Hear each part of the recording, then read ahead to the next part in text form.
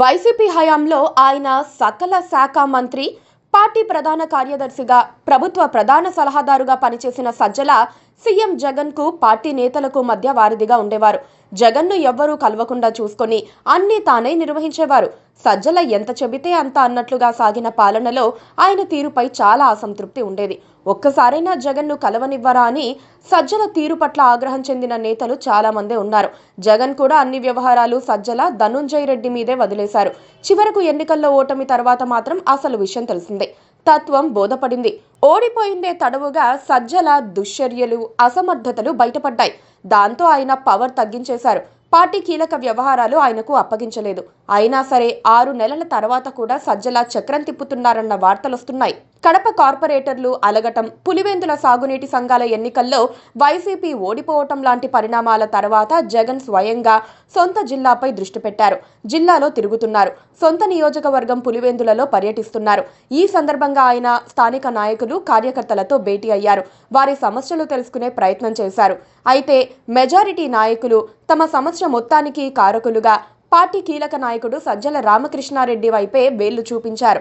తమకు కనీస గౌరవం కూడా ఇవ్వకుండా 5 ఏళ్ల పాటు పార్టీ ప్రధాన కార్యాలయానికి కూడా రానివ్వలేదని తెలిపారు.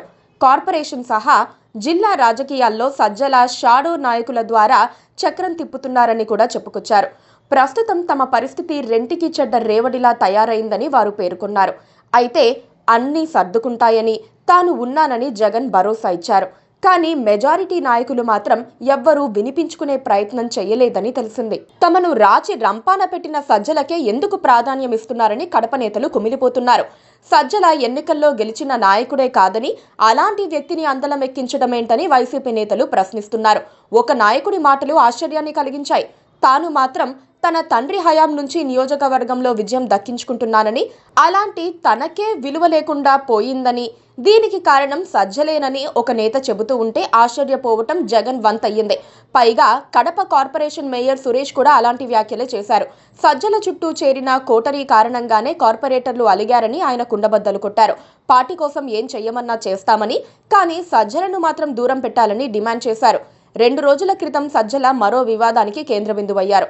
జైల్లో ఉన్న మాజీ ఎంపీ నందిగాం సురేష్ను పలకరించేందుకు వెళ్లి మీడియాతో మాట్లాడుతూ టీడీపీ కంటే బలంగా కొట్టే శక్తి తమకుందని చెప్పుకున్నారు. 3 ఏళ్లలో తాము మళ్లీ అధికారంలోకి వచ్చినప్పుడు ఎవరు చెప్పినా వినే పరిస్థితి ఉండదన్నారు. జమిలీ ఎన్నికలు వచ్చి వైసీపీ గెలిచిపోతుందన్నట్లుగా ఆయన మాట్లాడారు. అసలు సజ్జల ఇవన్నీ ఎందుకు మాట్లాడుతున్నారని వైసీపీ నేతలే ప్రశ్నించుకుంటున్నారు. టీడీపీ సోషల్ మీడియా ఒక రేంజ్లో ఆయనపై విరుచుకుపడుతోంది. ఆయన్ను, జగన్ను కలిపి విమర్శిస్తోంది. మరి సజ్జల మారతారో లేదో చూడాలి. జగన్ ఆగ్రహిస్తే సరిపోతుందా? కట్టడి చెయ్యాలి కదా. ఈ క్రమంలోనే సంయమనం పాటించాలని సజ్జలకు సందేశం పంపినట్లుగా ఒక వార్త ప్రచారంలో ఉంది. ఎంతవరకు నిజమో తెలియదు. Please subscribe to